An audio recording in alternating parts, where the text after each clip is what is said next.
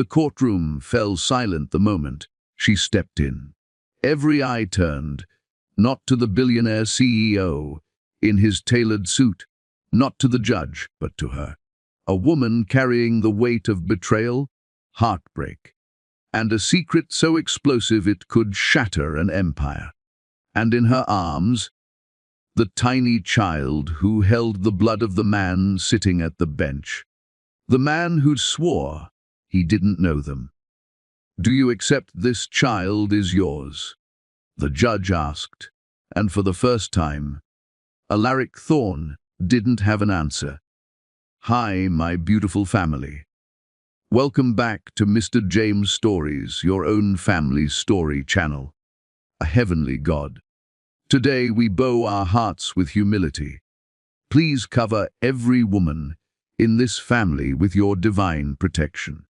Give her strength when she is tired, peace when she is overwhelmed, and the honor the world often forgets to give.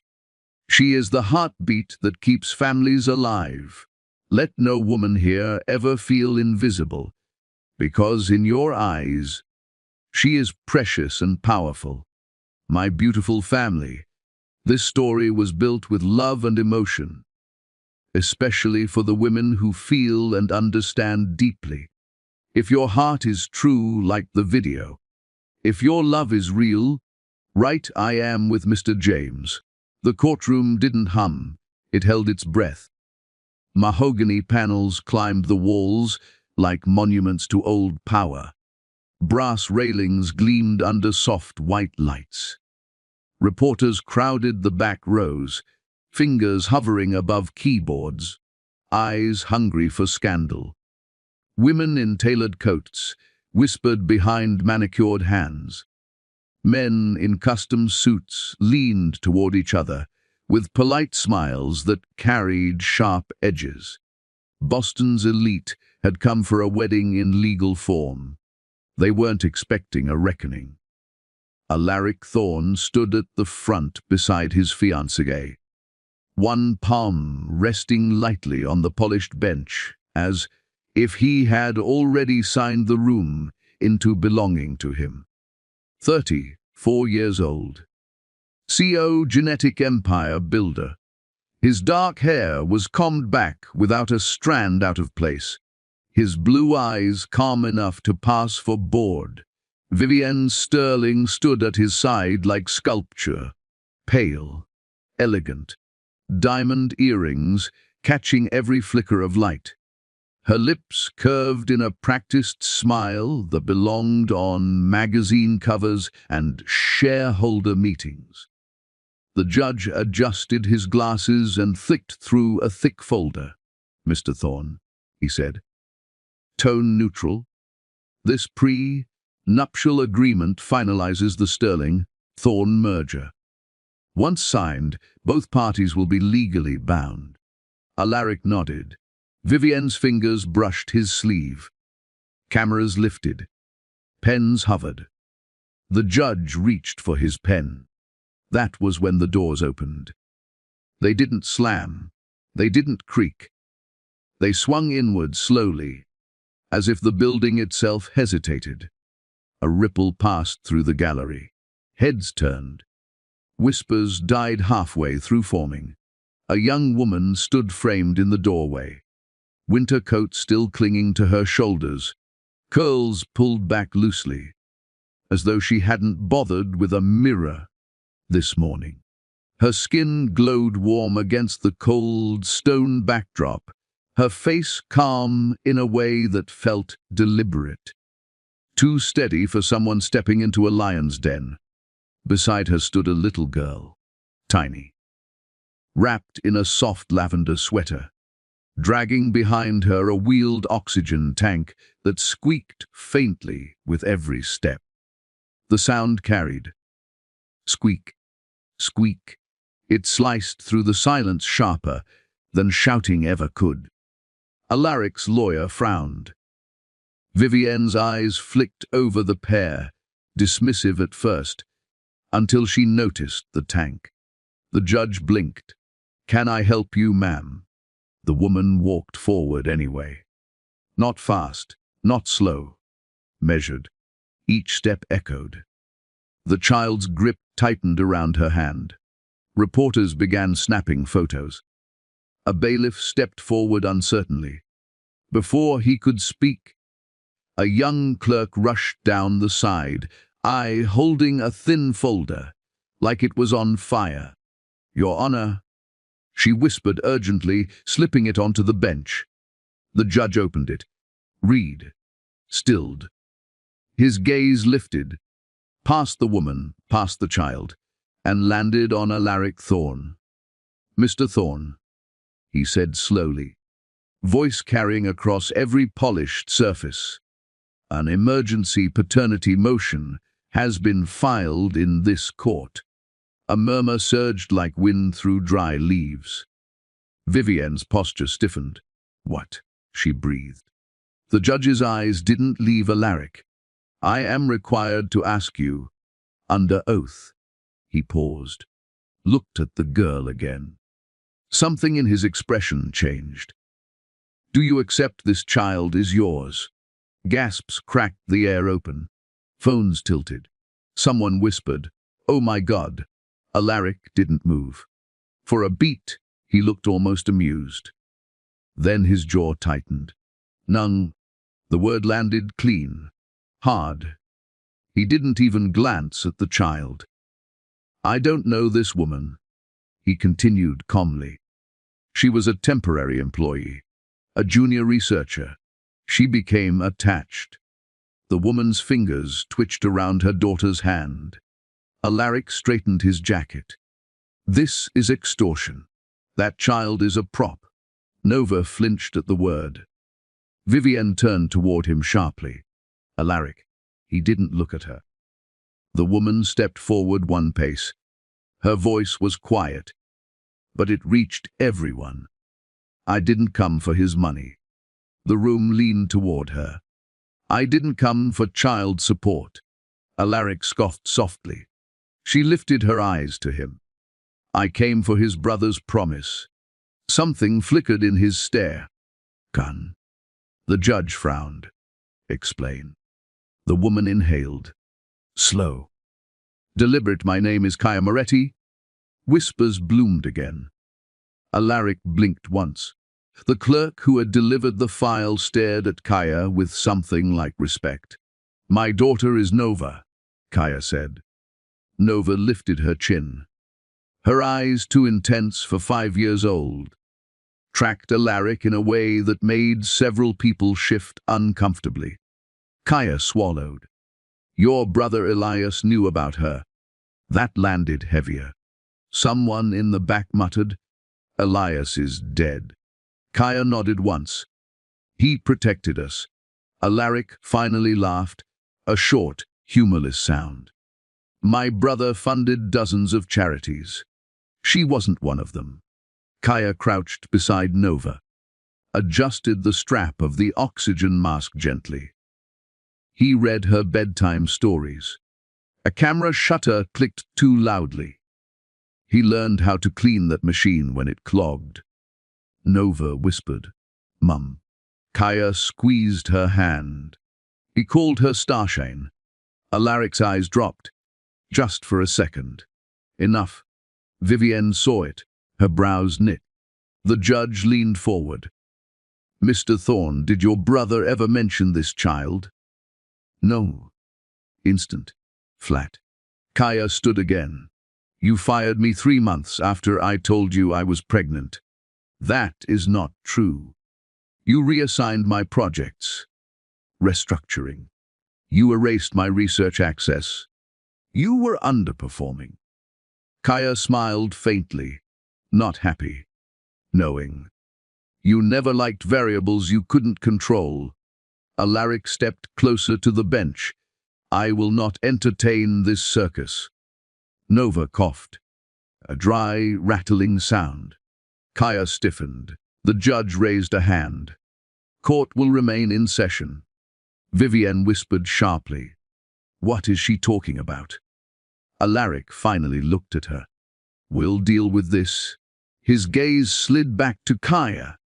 Cold. You picked the wrong date. Kaya met it. No, she said. I picked the only one that mattered.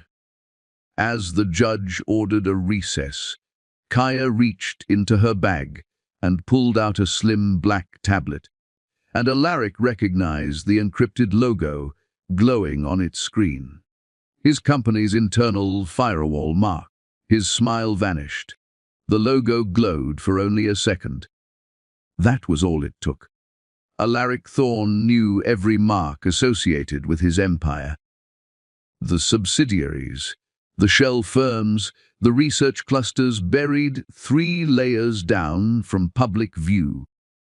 That symbol on Kaya's tablet belonged to a firewall so advanced even his senior engineers joked about it like a myth. The courtroom didn't notice. Alaric did. His smile thinned. The judge cleared his throat. This court will take a brief recess while I review the filing. The gavel struck once. Sharp. Final. A bailiff called for order, but nobody moved. Reporters leaned forward as if magnetized.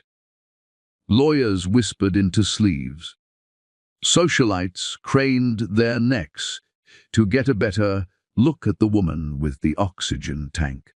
Vivienne Sterling turned toward Alaric, voice low but tight. What firewall logo? Alaric didn't answer. Kaya lowered the tablet back into her bag, slow and careful, as if she knew exactly who had seen it. Nova shifted beside her, the plastic tubing brushing against Kaya's coat. You okay, baby? Kaya murmured. Nova nodded, though her breathing sounded shallow. Alaric's lawyer grabbed his arm. We should step outside. No, Alaric muttered. His eyes never left Kaya. Vivienne followed his gaze. Recognition sparked too late. You know her, Vivienne said. It wasn't a question. Kaya felt the weight of that stare and met it. I used to, she said calmly. Alaric exhaled through his nose. You were in a lab coat for 6 months. Don't inflate your RA summe. You fired me 2 weeks after Elias transferred funding to my project, Kaya replied. Vivienne's head snapped toward him. Elias. The name? It rippled outward. The judge paused halfway down from the bench, clearly reconsidering the idea of leaving. Explain, he said. Alaric's jaw flexed. My brother donated to research divisions all the time. Not under a private alias, Kaya said. She reached into her bag again. Not for the tablet this time. For a folded letter.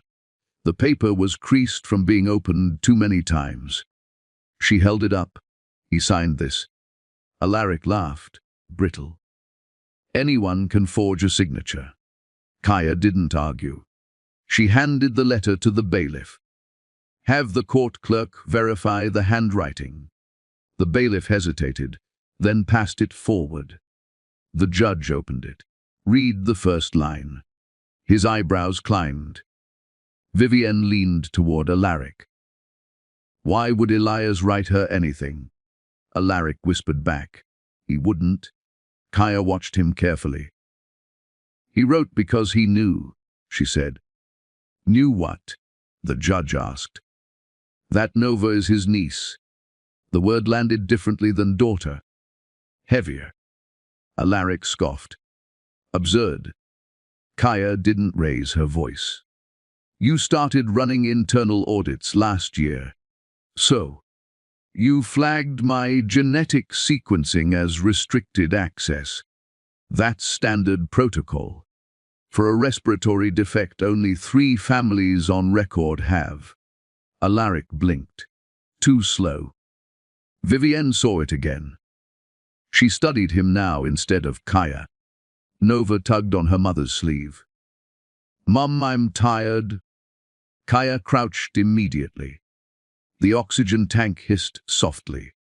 Her fingers moved with practiced speed, checking the valve, smoothing the tube. Alaric watched despite himself. He hated that he was watching. The judge cleared his throat. Ems? Moretti, why come now? Kaya stood. Because my daughter doesn't have time. That quiet honesty cracked through the room, more sharply than any accusation. A woman in the front row pressed a hand to her mouth. Alaric crossed his arms. She could have gone to the press. Kaya's gaze flicked toward the reporters. I didn't come for headlines. Then why today? She looked at Vivienne. At your merger. Vivienne stiffened. Kaya turned back to the judge. Once Thorne Genomics absorbs Sterling Biotech, the patent portfolio becomes untouchable for years. Alaric snapped. Speculation. Kaya's mouth curved faintly. Corporate law, actually. The judge frowned. Vivienne stared at Alaric like she was seeing him for the first time. You never mentioned freezing any trials. He didn't respond. Kaya spoke again. My daughter needs a transplant therapy that exists. That's a lie. I helped design part of it. Silence fell like snow, slow, heavy. You were a junior employee, Alaric said. I was the one who solved the enzyme stabilization problem. Kaya replied. Nova whispered.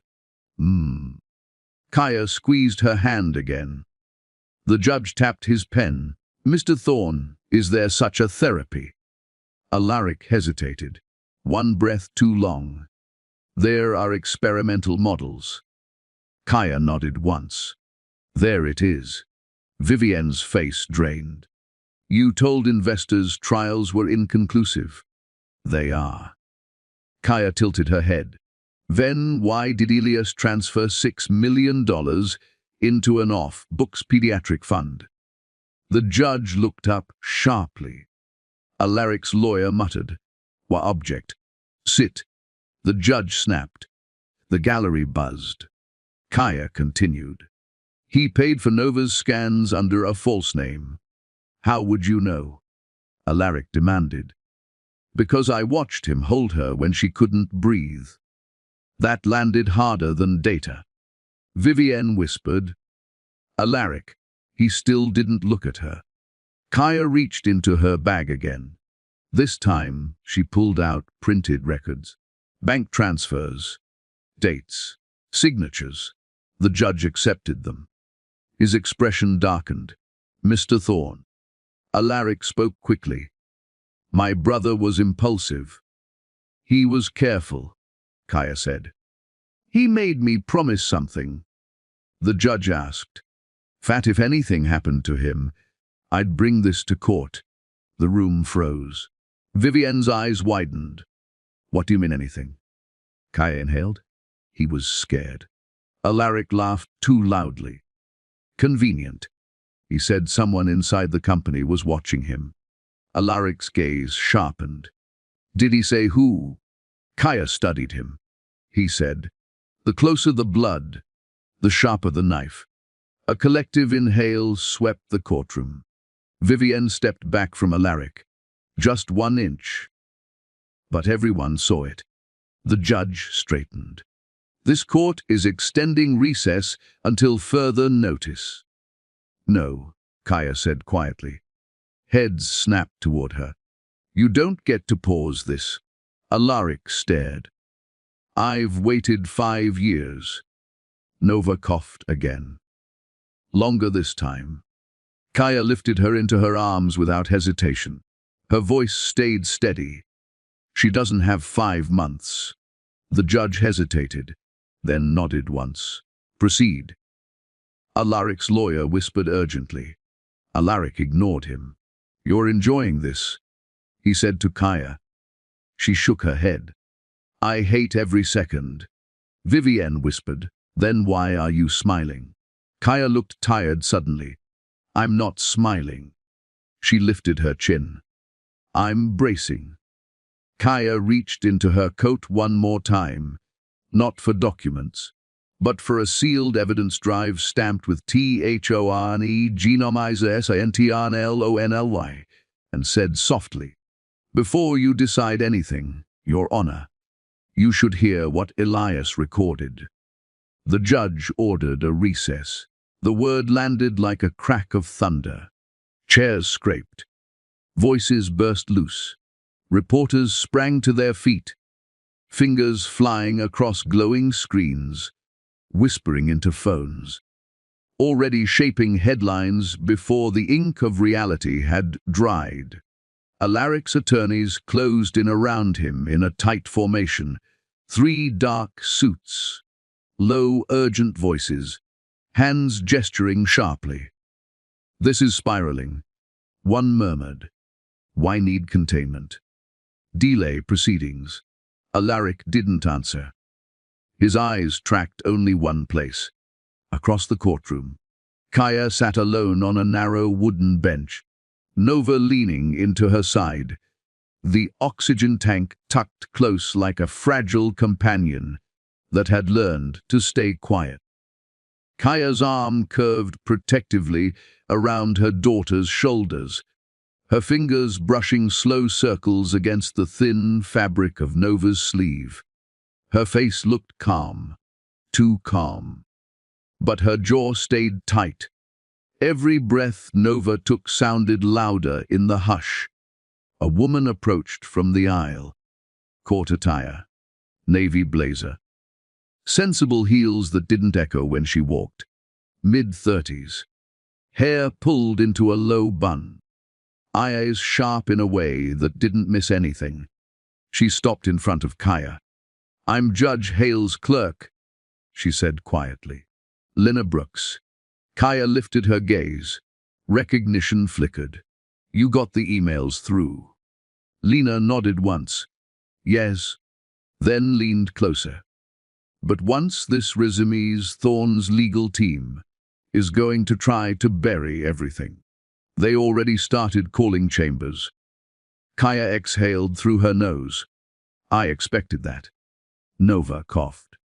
Soft at first, dry. Kaya's hand froze.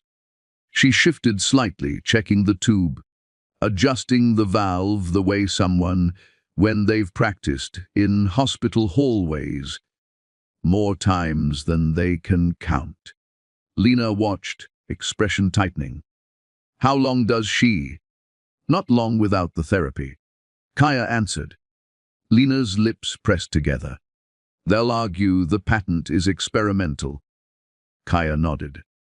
"They always do." Alaric glanced over then. Just once. Lena felt it like a cold draft and straightened. "I should go," she said. Kaya caught her wrist. "Thank you." Lena hesitated, then squeezed Kaya's fingers quickly before walking back toward the judge's chambers. Nova leaned her head against her mother's ribs. "Mom, can we go home?"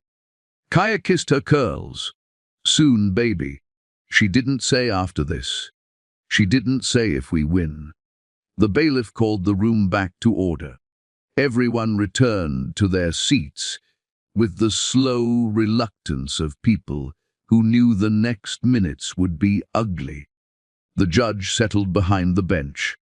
"Proceed." Kaya stood. Her knees trembled. She locked them. "My daughter has a genetic respiratory failure," she said. Her voice carried, not loud, but clean. "It causes the lungs to collapse under stress. Infections hit harder. Oxygen doesn't absorb the way it should." A woman in the gallery inhaled sharply. "There is one therapy capable of reversing the enzyme deficiency," Kaya continued. "One." She turned, faced Alaric. "Your company owns the patent." Alaric folded his arms. His voice stayed smooth. "Experimental, not approved. You froze trials after positive results." The words hung there. Silence spread. Vivienne's eyes slid toward Alaric. "Slow measuring." "That's inaccurate," he said. Kaya's voice wavered, just barely.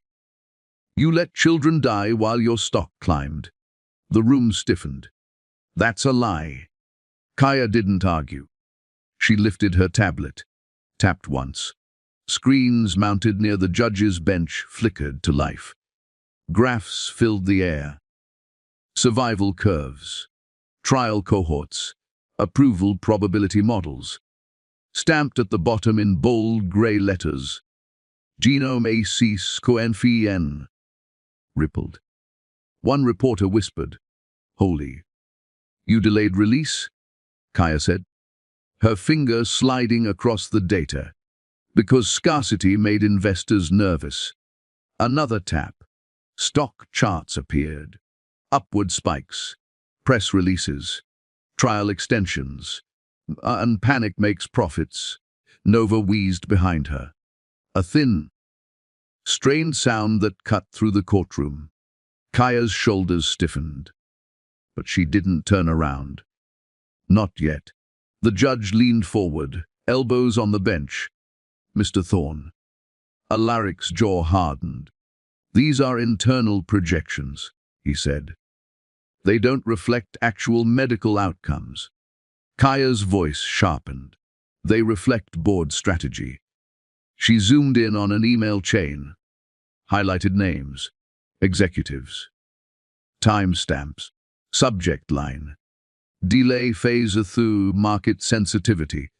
Vivienne stared at the screens. "You told me the science wasn't ready," she said. Alaric didn't look at her. "The science is complex." Kaya exhaled. "I wrote part of the enzyme binding protocol." That finally earned her his full attention. His eyes narrowed. "You were a lab assistant. I was the one who stabilized the protein." A murmur rolled through the courtroom.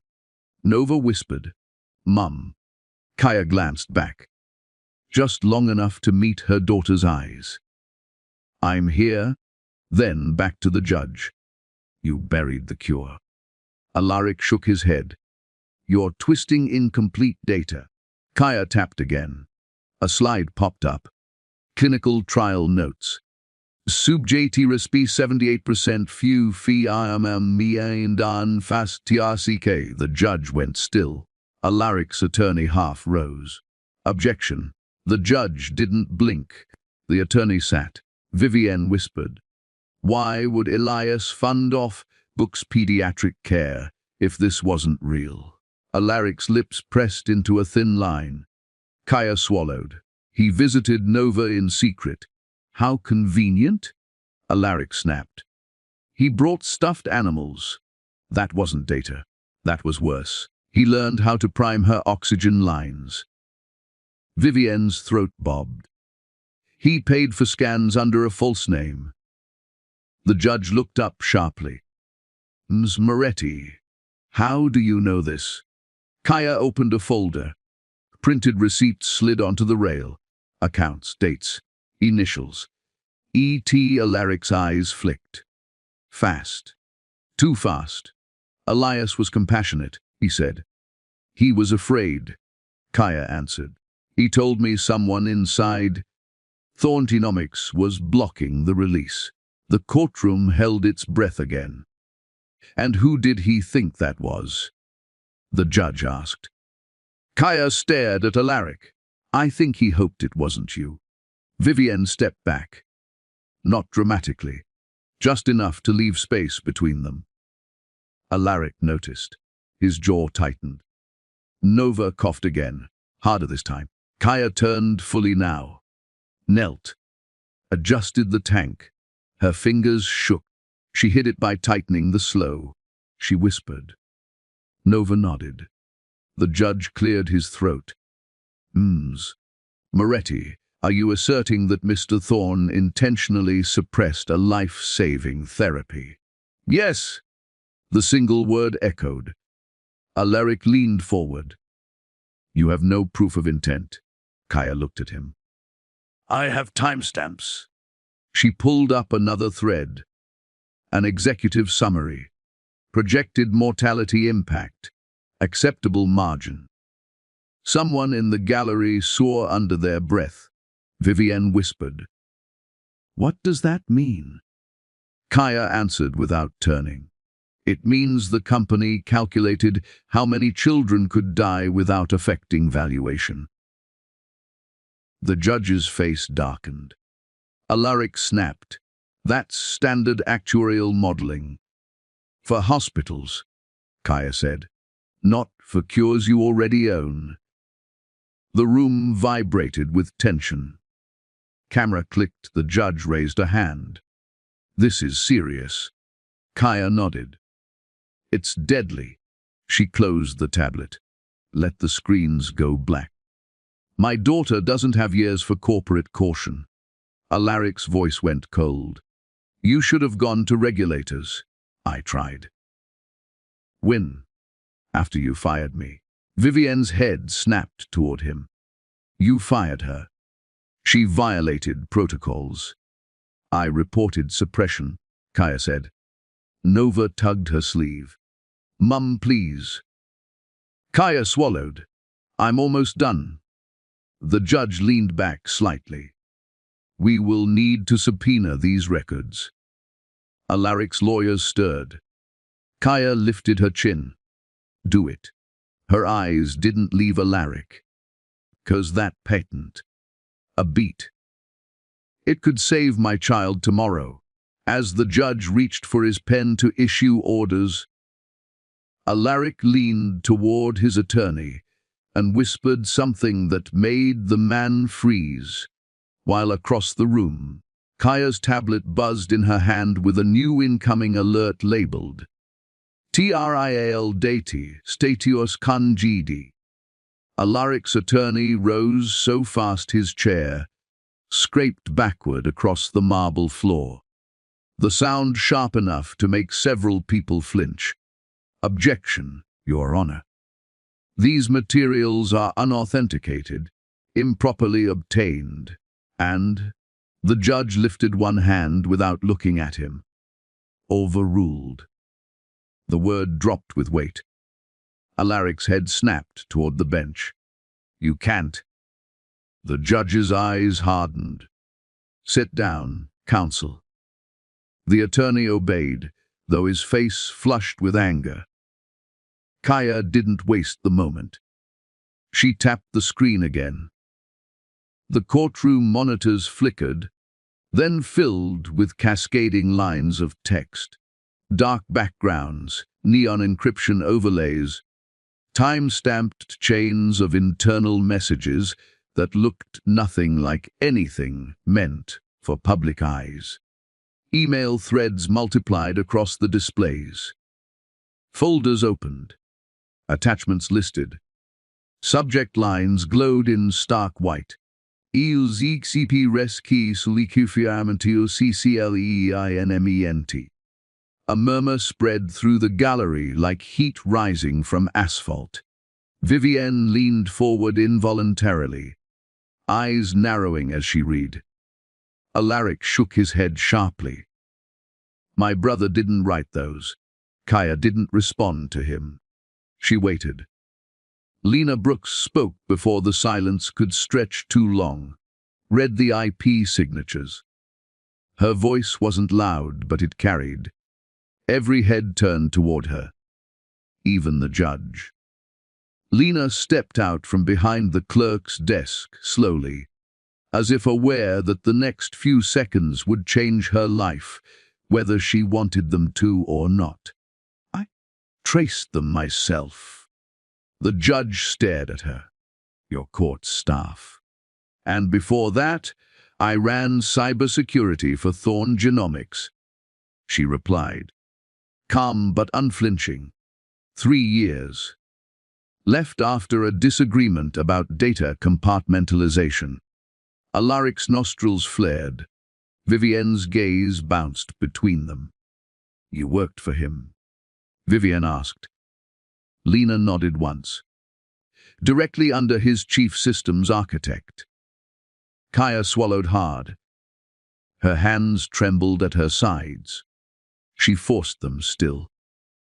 Elias was going to go public, she said, her voice steadier than she felt.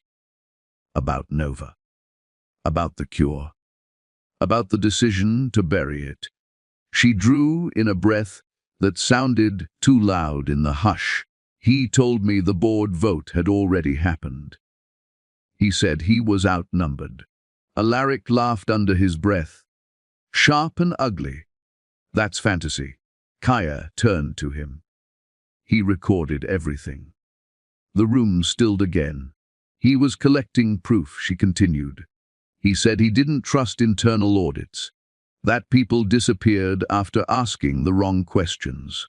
Vivienne whispered, barely audible, Alaric, tell me this is fake. Alaric didn't answer. He stared at the monitors instead, jaw locked so tight a muscle jumped beneath his skin. The judge leaned forward slowly. Ms. Brooks, he said, explain these IP signatures. Lena lifted her chin. Every device in Thorn Genomics has a digital fingerprint. Elias's workstation used a quantum, seeded identifier embedded in its encryption layer. That signature appears on these emails. She pointed to the corner of the screen. Tiny code blocks scrolled past. The probability of fabrication is statistically negligible. Alaric snapped. You're speculating.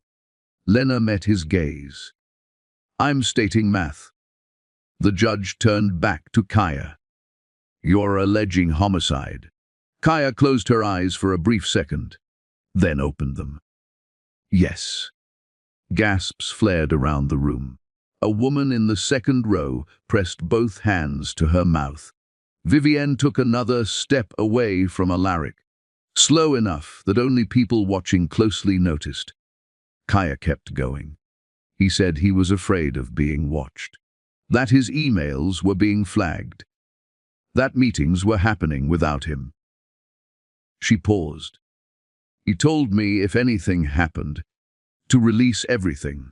Alaric barked out a laugh. You're accusing me of killing my own brother in open court. Kaya's voice dropped. You killed him because he wouldn't let children die quietly. The words struck harder than shouting. The judge inhaled deeply. This court is not a criminal venue. I know, Kaya said. But it can trigger one. She turned the tablet again. A timeline appeared. Calendar entries. Board meetings. Patent freezes. Then a red dot on a date. ESTQRADACD. 2 weeks after a highlighted vote. Vivienne stared at it. You told me he was sailing. Alaric finally looked at her. He was. And these meetings. Routine. Kaya interjected. A boat nova. Vivienne's throat tightened. And the cure? She shook her head. No. Lena stepped closer to the bench. There's more. She typed rapidly into a terminal. A new thread surfaced. Security logs, deleted files, a GPS coordinate embedded inside metadata. Elias's phone uploaded this location the night he died, Lena said. The judge's brow furrowed. That's nowhere near the marina. Alaric surged to his feet. That's enough. Bailiffs shifted. Kaya's pulse roared in her ears. Vivienne whispered, Where is that? Lena answered, A private industrial pier used for Thorn Genomics hazardous shipments. The room erupted. The judge slammed the gavel. Order. Alaric stared straight ahead. For the first time, his composure cracked. Just a fraction. Kaya saw it. She felt something cold settle in her chest. The truth was closer than she had ever dared to imagine. The judge rubbed his temple. This is extremely serious. Vivienne looked like she might fall. Alaric, say something. He opened his mouth, closed it. Kaya stepped forward. Called me that night. Her voice shook. He said, If I don't make it back, Promise me you won't let them hide her." The courtroom leaned in. He said, "They already decided." Vivienne covered her lips with her hand. The judge stared at Alaric. "You are going to remain in this courtroom." Alaric's attorney whispered furiously. Alaric didn't move. Kaya's throat burned. "I didn't want to believe he was dead because of us." She blinked fast. But the emails kept coming. From his account. After he died, Lena nodded. They were being routed through a proxy node, controlled by Thorn Executive Access. The judge straightened. "That implies identity misuse." "It implies cleanup?" Kaya said quietly. Alaric's eyes snapped to her. "That's enough." She held his stare. "No, it isn't." Her voice steadied. "You thought Nova was small. A breath. Easy." Vivienne recoiled. "I didn't know," she whispered. Kaya didn't answer her. She kept her eyes on Alaric. "You thought I'd disappear." The judge inhaled sharply. "We will be forwarding this material to federal authorities." Alaric's lawyer went pale. Kaya felt her knees threaten to buckle. She locked them. Nova's tank hissed behind her. She didn't turn. Not yet. Before the judge could adjourn, a court officer hurried to the bench and whispered urgently. And Alaric's attorney's phone lit up with a message that drained the color from his face. "Fadar el Waran. EISTHORN Cas." Vivienne's footsteps echoed in the hushed courtroom, deliberate and heavy, as she put space between herself and Alaric. Her expression was carefully neutral at first, the mask she had perfected over a lifetime of gallus and boardroom negotiations. But there was a tremor in her voice, almost imperceptible, when she spoke. "You told me your brother drowned." "Drunk," she said, each word like a small hammer hitting cold stone. Alaric's hand twitched toward his jacket pocket. The movement clipped and precise, but he didn't touch it. His eyes burned icy blue daggers at her. "This is manipulated," he said sharply, voice controlled but tense. "Fabricated to entrap me in court." Vivienne shook her head slowly, as though each motion was a deliberate recalibration. "You swore to me. You swore it was an accident. That he, your brother, was careless. That Nova's existence didn't matter." Her lips trembled, though her posture tried to keep the mask of the Ice Queen intact. Kaya stepped forward, never breaking the rhythm of her own pulse. She didn't smile. She didn't sneer. She didn't give any sign that she was savoring Alaric's unraveling facade. Instead, she opened another file from her leather case with quiet authority. The room seemed to lean forward in anticipation, without anyone moving. It was a scanned copy of a clause, almost forgotten by the corporate world. "The Maral Eldwaya Shorai Pro Veson," written decades ago in Thorn Genomics' founding charter, in delicate cursive handwriting by the company's founder. Kaya cleared her throat and read it aloud, her voice steady, but carrying weight that made the air tremble. "IFA CEO is found to have knowingly endangered a biological heir.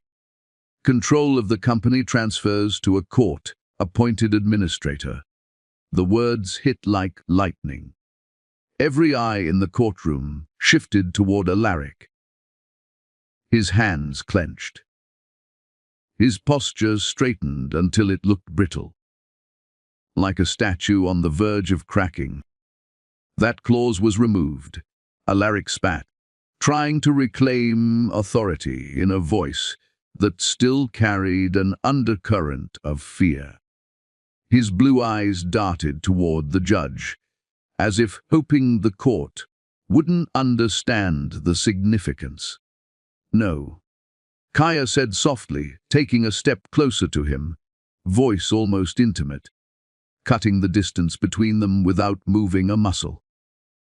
"You tried. Elias stopped you." She let the words linger, letting them coil like smoke through the courtroom. Vivienne's hands rose slightly to her chest, a reflexive gesture as if bracing for impact. She had built her life on appearances, on reading people, on controlling outcomes, but nothing had prepared her for this revelation. The CEO she had thought was untouchable, the man she had planned to merge her legacy with, now stood exposed to a law he could not bend. Kaya locked her eyes onto Alaric for the first time. No pleading, no anger. Pure resolution. "I finished his work," she said, the words deliberate, each syllable a strike against his empire of deceit. Alaric's jaw tightened. His pupils dilated ever so slightly, an almost imperceptible crack in the ice. He opened his mouth to argue, to threaten to regain his footing, but nothing came out. Words, the weapon he wielded so masterfully, failed him. Vivienne's hand trembled at her side. She realized she had been complicit in silence for too long, standing beside a man whose moral compass had been shattered by greed.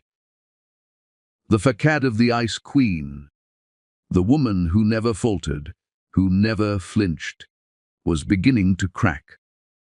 Her lips parted, but no sound emerged immediately. Instead, her eyes reflected the first hints of horror, disbelief, and betrayal. The courtroom shifted around them like a storm that had suddenly erupted from nowhere. Reporters' fingers hesitated over keyboards. Cameras clicked, catching every nuance of the moment.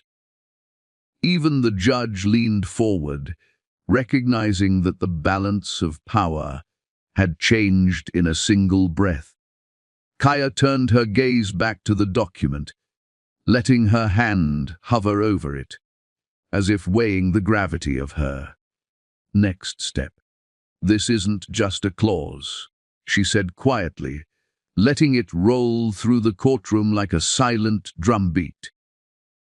"It's justice. It's the only protection for a child who should never have been collateral in your empire." Alaric's lawyer leaned in, whispering hurriedly, "You can't. This will destroy him." Alaric silenced him with a sharp glance. He didn't speak, didn't move.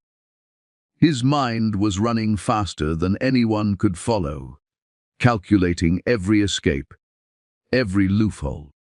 But the stakes were no longer abstract. Nova's life, Elias's death, the morality of the company. And now Vivienne's awakening had all converged. Vivienne's eyes flicked to Alaric's, searching for any sign of explanation, a thread of truth she could grasp. All she saw was panic, barely masked by pride, and something far worse, fear. Fear of consequences that no amount of money or influence could mitigate. Kaya didn't flinch under his gaze. She knew what he was thinking, and she had prepared for it. She pressed forward, sliding another folder across the table toward the judge. Internal memos, board meeting minutes, timestamps, and notes that detailed his attempts to override ethical oversight, all tied directly to the suppression of the therapy Nova needed. The judge's face darkened as he examined them. Ems. Moretti, these are damning, he said, and they are accompanied by verified internal timestamps. Kaya nodded, holding his gaze with unshakable calm. Every one of them, Your Honor. Elias ensured nothing could be erased without trace. I merely retrieved it. Alaric's lips parted, his voice low and controlled, yet quivering underneath the steel. This clause. It's outdated. Meaningless. Outdated. Kaya's voice cut through him, sharp as glass. It's the law your father put in place to protect heirs from men like you. Vivienne's hands clenched, her nails pressing into her palms, as if bracing herself to stop shaking. Her mind raced. The man she had trusted, the future she had planned, was crumbling. She realized now that the empire she had longed to be part of wasn't a fortress. It was a cage built on lies, deception, and the calculated indifference to human life. Alaric's shoulders tensed. He shifted slightly, scanning the courtroom. The lawyers, the judge, the press, they were all witnesses to his unraveling. But no one could stop what was coming next. Kaya had positioned herself perfectly. She had leverage, evidence, and moral authority, and she wasn't going to relent. She took a step closer to the bench, her voice lowering, deliberate. The moment a CEO knowingly endangers a direct heir, the morality authority provision is triggered. There is no discretion. Alaric's pulse was visible at his temple. He clenched his fists, teeth grinding silently. The ice in his eyes flickered, and a sheen of sweat formed along his hairline. He had built Thorn Genomics from nothing, controlling every variable, manipulating every outcome.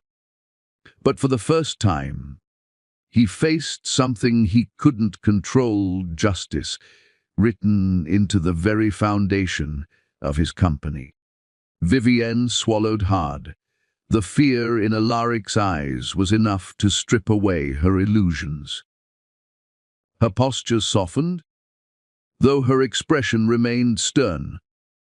She realized she had been playing a role beside a man who had no honor. And for the first time, she felt the weight of betrayal.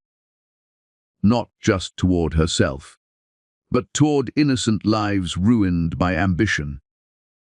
Kaya's voice resonated once more across the courtroom, each word deliberate, unwavering. I will not allow Nova to be collateral. I will not allow Elias's sacrifice to be forgotten. I am activating this provision. The judge adjusted his glasses, flipping through the charter again. His hand trembled slightly as he recognized the language.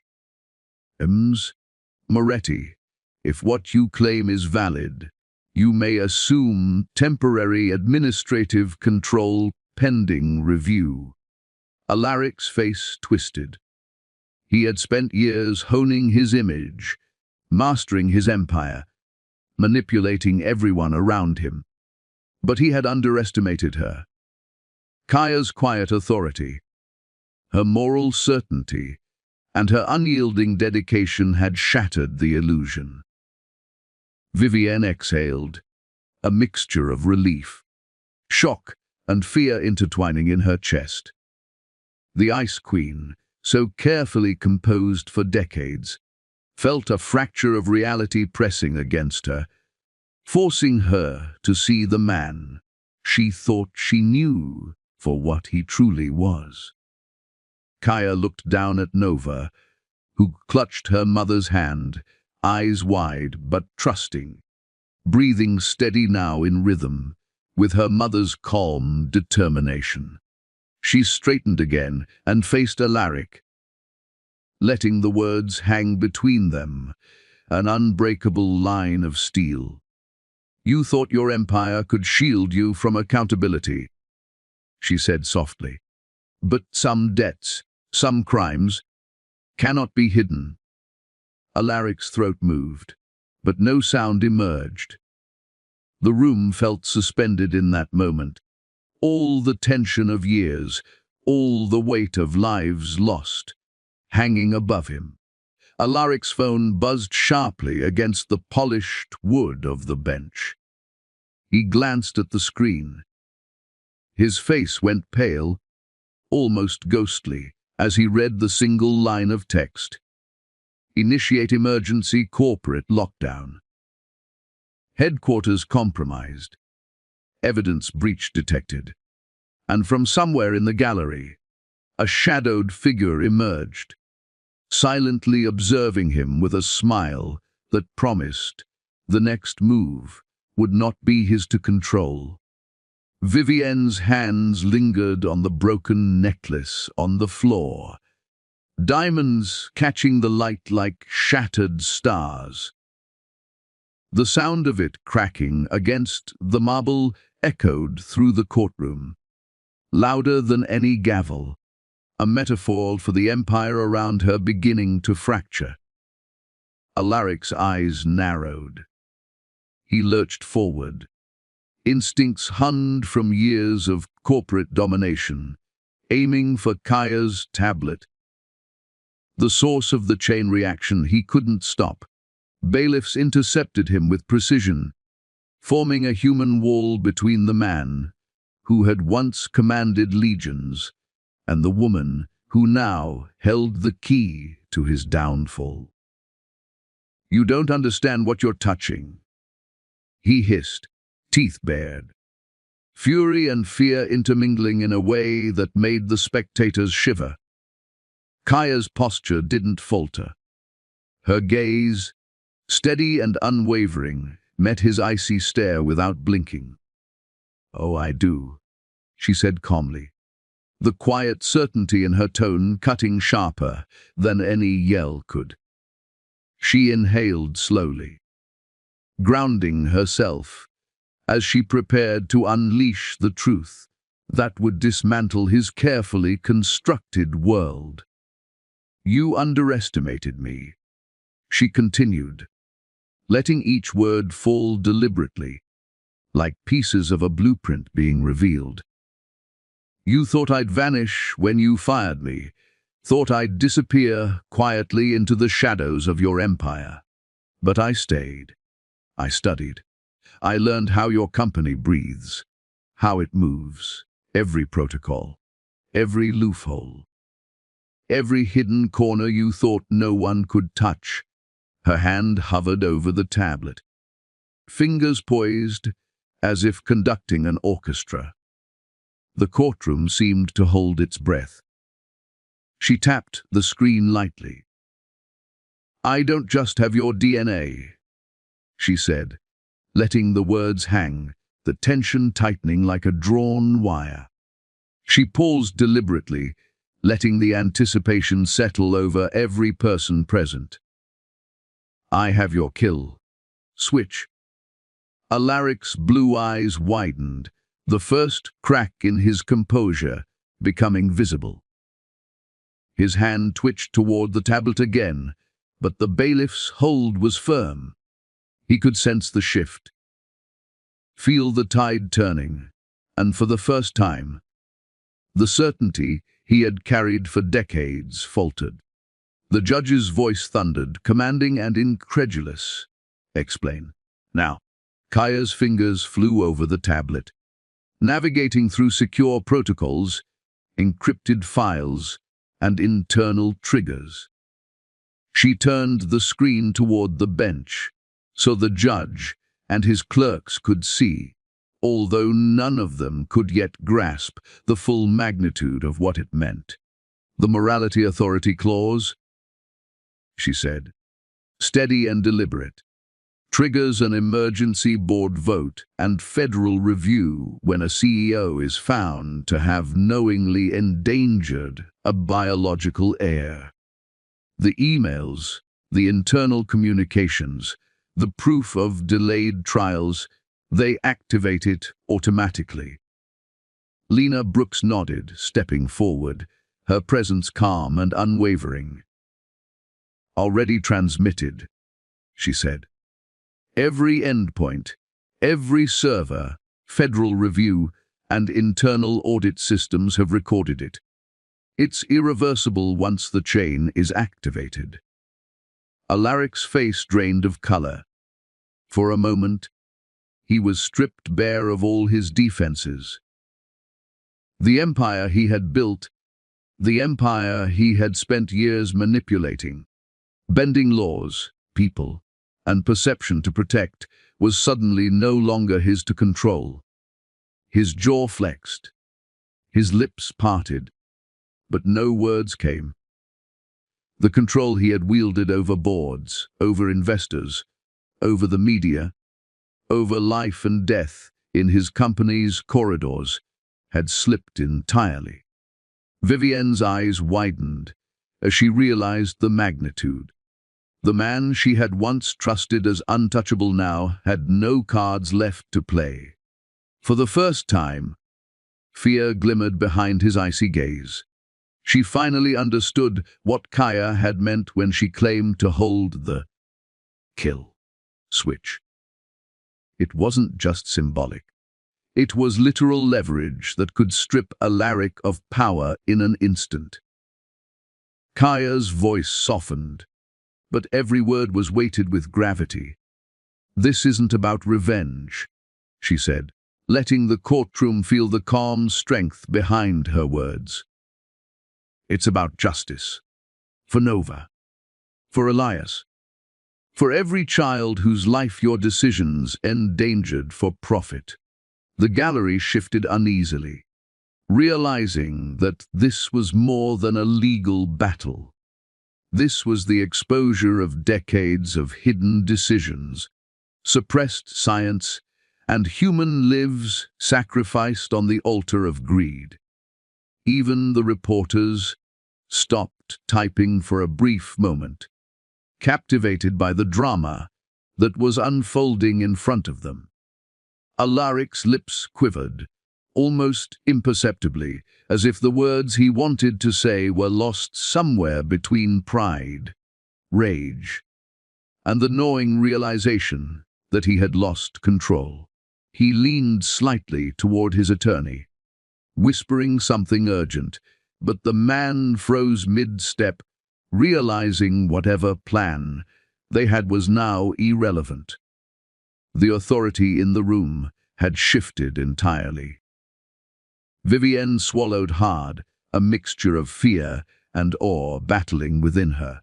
She had been complicit in ambition, standing beside a man who had ruthlessly manipulated people's lives, but now she saw him stripped of all illusions.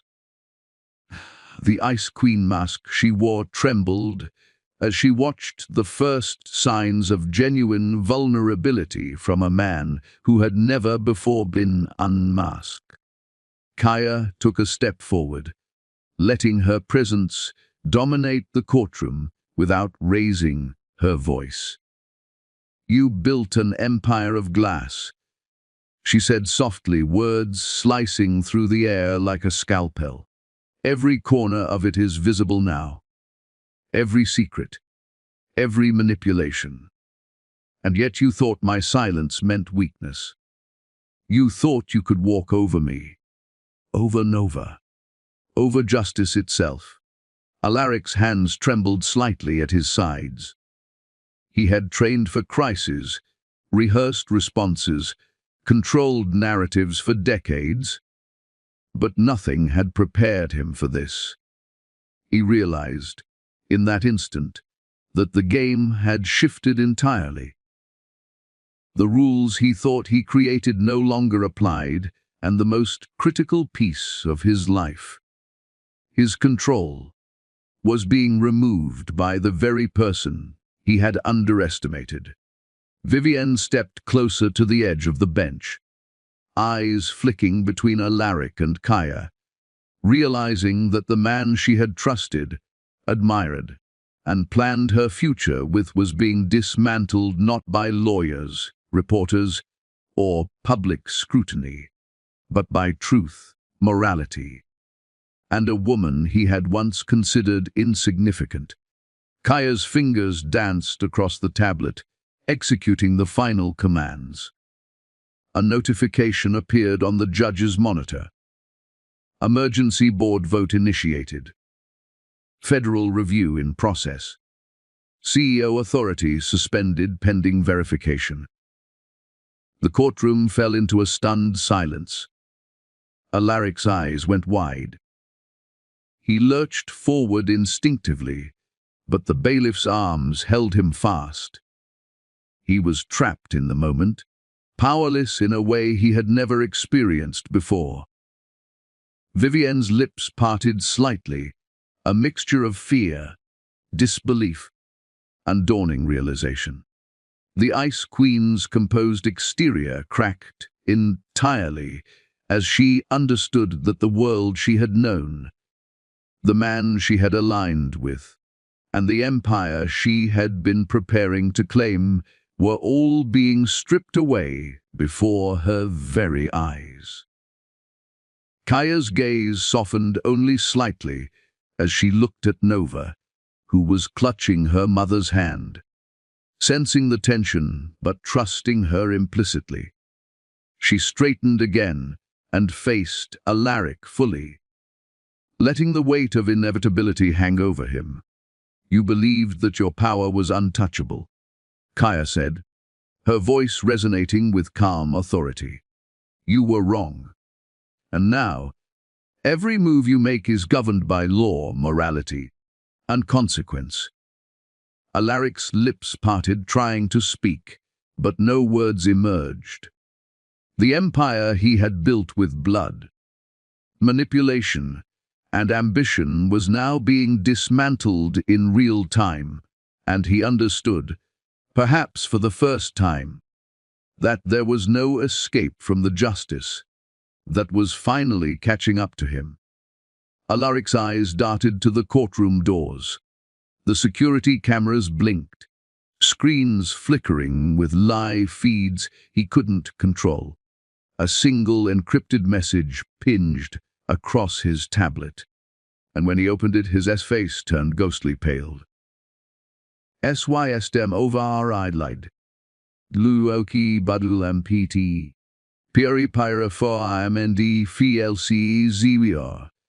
And from the back of the courtroom, a tall figure in dark clothing stepped forward, silhouette partially obscured, watching Alaric with a cold, calculated patience that promised the next move would leave him powerless. Sirens screamed outside, echoing through the courthouse like the toll of inevitability. Federal agents entered, their presence commanding, precise and final. Vivienne stepped back from Alaric, her composure fracturing. The man she had trusted, admired, and planned her life with now radiated a terrifying vulnerability. "This isn't over," Alaric whispered, voice low and tense, aimed only at Kaya. She crouched beside Nova, adjusting the child's tiny hand in hers. "It is for her," she said softly, calm but resolute. The little girl's wide eyes searched her mother's, trusting her completely, unaware of the storm that had just passed. The gavel struck sharply. "Miss Secker." "Thorne," the judge's voice boomed, "you are remanded pending investigation into homicide, securities fraud, and medical suppression." The metallic click of handcuffs rang through the room. Alaric's icy blue eyes, always so commanding, now shimmered with raw fear. For the first time, he understood the consequences he could not manipulate. Vivienne's hands trembled. The empire she had envisioned, the life she had planned beside him, crumbled in an instant. Her mask of the Ice Queen slipped, revealing shock and dawning horror. The man she had aligned with, admired, and feared was gone, replaced by a man exposed, powerless, and utterly human. Kaya's eyes never left Nova. She watched the child breathe steadily, every inhale a triumph against greed, cruelty, and manipulation.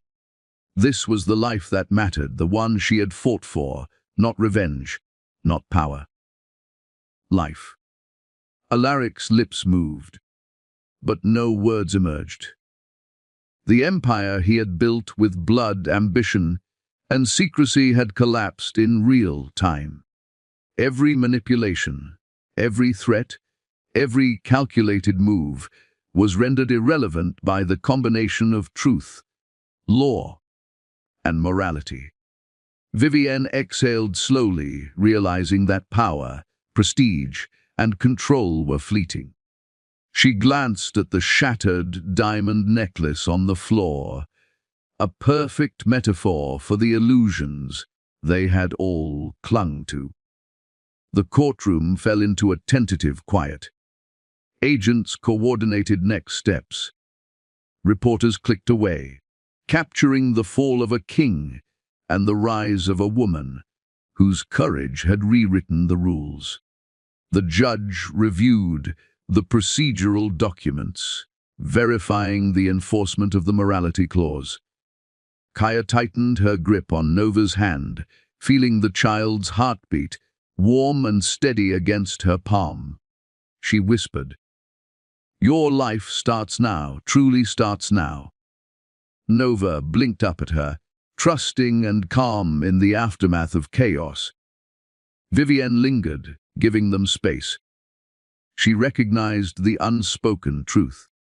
The real power in the room no longer belonged to Alaric. Kaya had orchestrated justice, not through rage, but through strategy, courage, and an unbreakable moral compass. Even as Alaric disappeared beyond the courtroom doors, the echoes of his crimes, the mechanisms of his downfall, and the lives he endangered lingered. Kaya and Nova remained the center, proof that one life could outweigh the greed of an empire.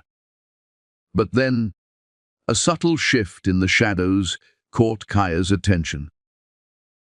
A figure, previously unnoticed, leaned against the back wall, watching her Nova and the departing Alaric with unnerving patience. The presence was calm, deliberate, and silent, but it promised that the story was far from over. Kaya adjusted Nova's jacket and checked her breathing.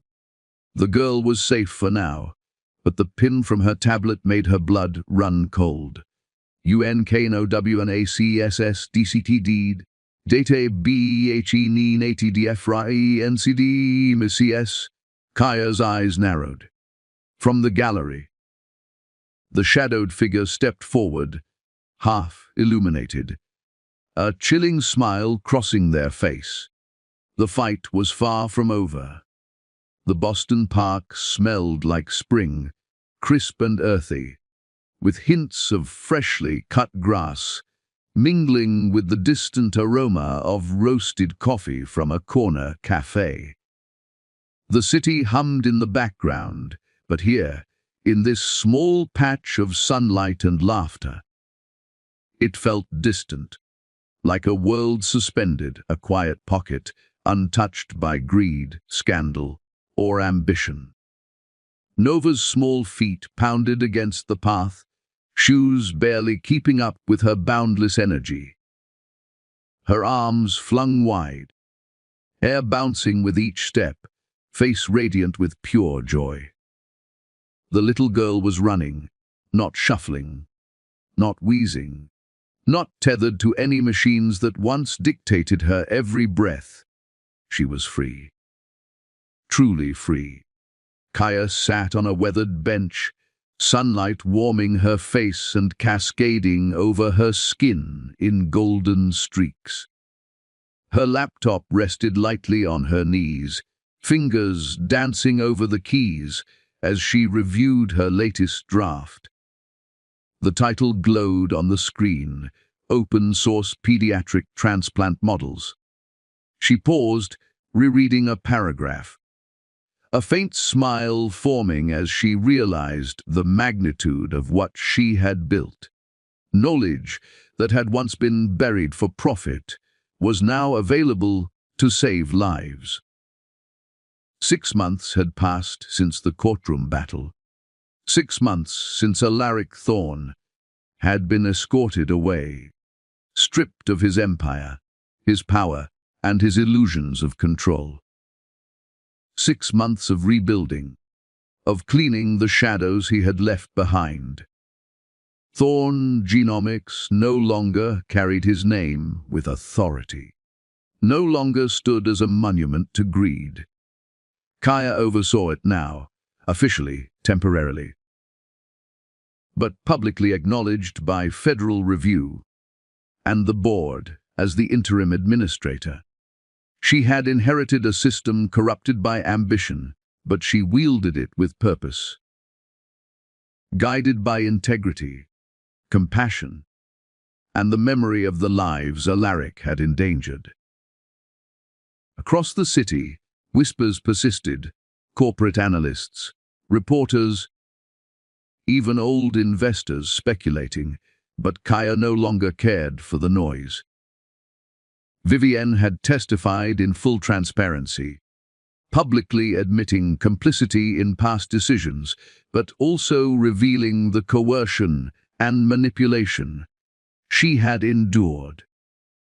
Lena Brooks had become the lead federal analyst for ongoing investigations, a quiet genius whose cyber work had exposed the final threads of Alaric's empire. Together, Kaya and Lena had dismantled the systems that had allowed greed to thrive. Nova ran back toward Kaya, laughing so freely that the sound carried like a melody across the park. Her small hands reached out, and Kaya caught her, lifting her into her arms. They hugged tight, the sun falling across them in warm streaks, highlighting the small curve of Nova's cheek, the faint freckles that dotted her nose, the life that had once been so fragile but now roared with vitality. "Mum," Nova exclaimed, burying her head against Kaya's shoulder. Kaya tightened her arms, letting the wind brush against them both. "Yes, baby," she whispered. "It's all yours now. You're safe. No one can touch you." For a moment, Kaya closed her eyes, inhaling the spring air, letting herself feel the weight of what had been accomplished. Justice had been served, not with vengeance, but with intelligence, courage, and unrelenting moral clarity. Alaric had fallen, not with a dramatic scream or violent confrontation, but with the quiet inevitability of someone finally held accountable by the very systems they had tried to manipulate. Nova wriggled slightly in her arms, giggling. "I want to go again." Kaya laughed softly, setting her down gently. "Go, baby, run." Nova took off again, small legs pumping, laughter spilling over. Kaya watched her disappear into the sunlight, drenched grass, free and untethered. A group of reporters lingered across the park, cameras pointed from a respectful distance. They captured moments, but this, the life of a child breathing freely, of a mother who had fought, of justice quietly prevailing. This wasn't for them. Kaya returned to her laptop, fingers brushing over the keyboard, checking the latest collaboration notes with pediatric hospitals around the world. Her draft outlined protocols, open access research, and innovative solutions for transplant compatibility. Knowledge that had once been locked behind patents, stock manipulation, and corporate secrecy. Now it was public. Now it could save countless lives. A soft breeze carried the laughter across her face, carrying with it a sense of finality, of a chapter closed, of a life reclaimed. Kaya's gaze drifted toward the horizon, where the city met the skyline still gleaming, yet less imposing than before. The towers Alaric had built in marble and steel now seemed fragile in comparison to the strength she held here, in her arms, in Nova's bright eyes, in the lives she had saved. Vivienne walked past, slower than usual, her steps deliberate. She didn't speak. She didn't need to. Her acknowledgement was visible in her posture, in the way her gaze followed Nova and Kaya. There was no malice left, no ambition driving her forward. Just the understanding that the power she had pursued beside Alaric had been hollow. True strength lay here, in the care, the courage, the truth.